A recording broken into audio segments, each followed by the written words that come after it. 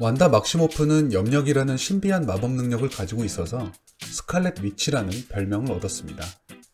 초반에는 어벤져스의 빌런으로 나오지만 울트론과의 전투를 통해 어벤져스에 합류하게 되죠. 사실 대중들은 그녀의 능력을 두려워하기 때문에 완다는 외롭고 우울한 느낌을 자주 받는 모습을 보입니다.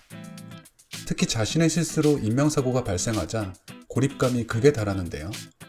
하지만 거기에서 무너지지 않고 어벤져스에 도움이 되기 위해서 꿋꿋하게 성장하는 모습을 보여줍니다. 마블의 수장인 케빈 파이기는 MCU 히어로 중에 누가 가장 세냐는 질문에 완다를 뽑기도 했는데요. 엔드게임에서 폭격으로 그녀의 집중력을 분산시키지 않았다면 완다가 타노스를 이겼을 거라고 단언하기도 했죠. 완다의 능력은 바로 감정으로 조절한다는 것이 특징입니다.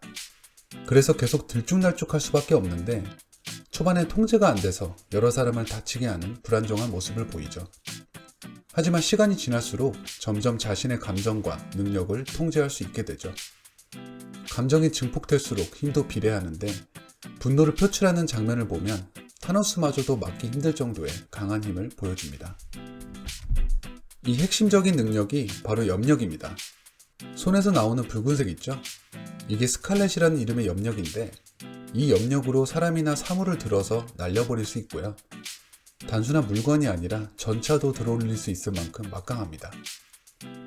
이 능력을 완다비전에서는 전용 메뉴를 만들려고 써먹죠.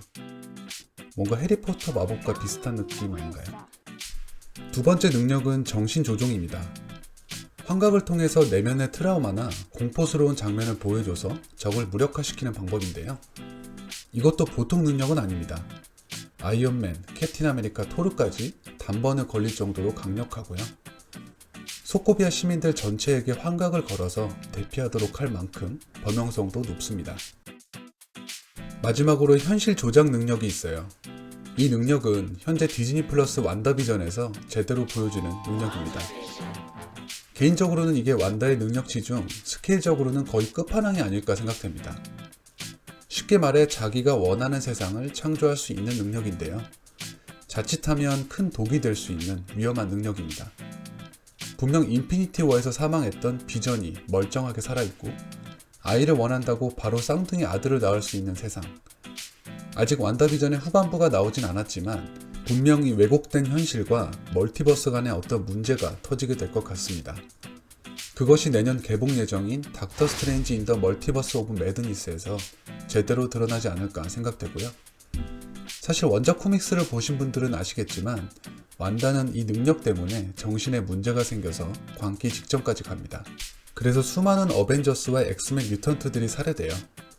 마블 코믹스 역사상 가장 쇼킹한 사건이었죠. 물론 MCU에서 이 문제를 어떻게 다룰지 아직은 모르지만요. 여기까지 들었을 땐 어떠신가요? 단순히 물리적 타격을 주는 다른 히어로들과 달리 사람의 정신을 이용한 공격이기 때문에 엄청나게 위험하고 강한 능력이라고 보여집니다. 자, 그렇다면 약점은 없느냐? 있습니다. 일단 신체 능력 자체는 좀 떨어져요. 호크아이한테 제압당하는 모습이나 워머신의 음파 공격에도 생각보다 쉽게 무너집니다. 1대1 전투 경험이 부족해서 격투기에는 능숙하지 못하다는 단점이 있어요. 인피니티 워에서 에든버러 전투를 보면 알 수 있는데요. 적보다 강한 힘을 가지고 있음에도 불구하고 1대1 전투에서는 엄청 고전하죠. 완다 막시모프는 퀵실버, 피에트로와 소코비아에서 쌍둥이 남매로 태어났습니다. 10대 시절 아파트 폭발 사고에서 둘만 살아남고 부모님은 숨지게 되는데요. 그때 그 폭발된 미사일에 스타크라는 이름이 써 있었고 이때부터 그들은 토니 스타크에게 복수를 다짐합니다. 그래서 두 사람은 자원에서 스트러커 남작의 히드라 시설에서 생체 실험을 받고요.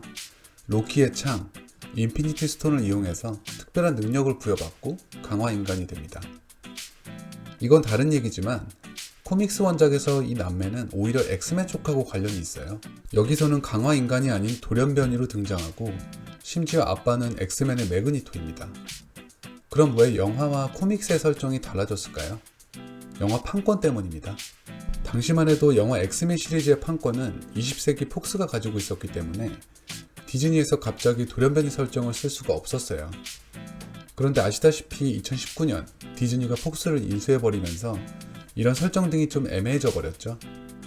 이제 와서 다시 돌연변이로 바꿀 수도 없고, 그래서 영화를 못 바꾸니 코믹스 스토리를 영화에 맞춰버립니다. 알고 보니 매그니토의 자식이 아니었다, 뭐 이렇게요.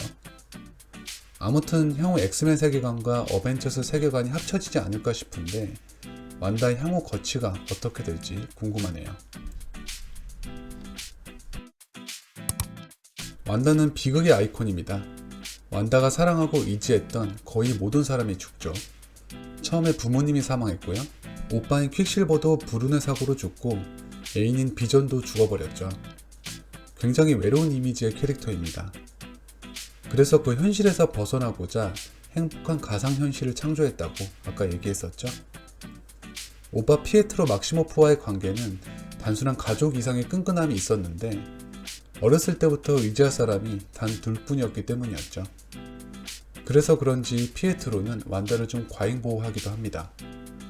영화상에서 너무 분량이 적어서 좀 아쉬운 인물이었죠. 비전은 오빠가 죽고 나서 유일하게 완다가 의지했던 인물인데요. 사실 짝사랑은 완다가 먼저 시작했다고 추측할 수 있어요. 비전의 첫 등장부터 첫눈에 반한 것 같은 얼굴을 보여주죠. 너무 멋있어, 어떡해. 캡틴 아메리카 시빌워에서는 썸 정도의 느낌인데 인피니티 워에서는 아예 대놓고 사내 연애를 해버립니다. 그런데 서로가 이렇게 끌린 이유는 운명적 만남 뭐 이런 게 아니에요.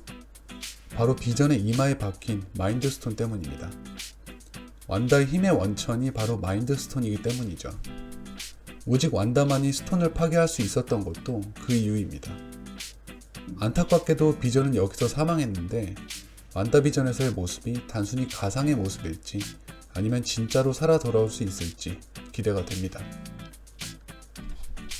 영화상에서 자세히 나오진 않지만 어벤져스 내에서는 블랙 위도우와 호크아이에게 많은 도움을 받습니다.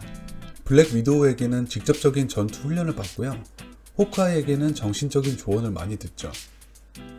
완다비전에서는 모니카 램보와의 관계가 어떻게 될지 궁금한데요. 모니카 램보는 캡틴 마블에서 잠깐 어릴 때 모습으로 등장했었죠. 코믹스에서는 차세대 캡틴 마블로 활동하는 만큼 이 캐릭터가 완다의 조력자가 될지 아니면 적이 될지 지켜봐야겠습니다. 여기까지 완다 막시모프, 스칼렛 위치에 대해 알아봤고요. 다음번에도 재밌는 캐릭터 콘텐츠로 찾아뵙겠습니다.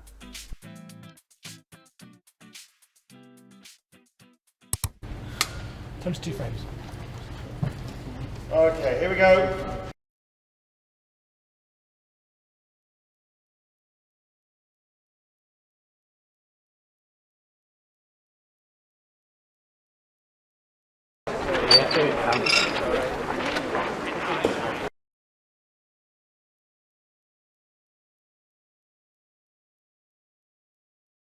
Here we go. Ready and action. Ultron!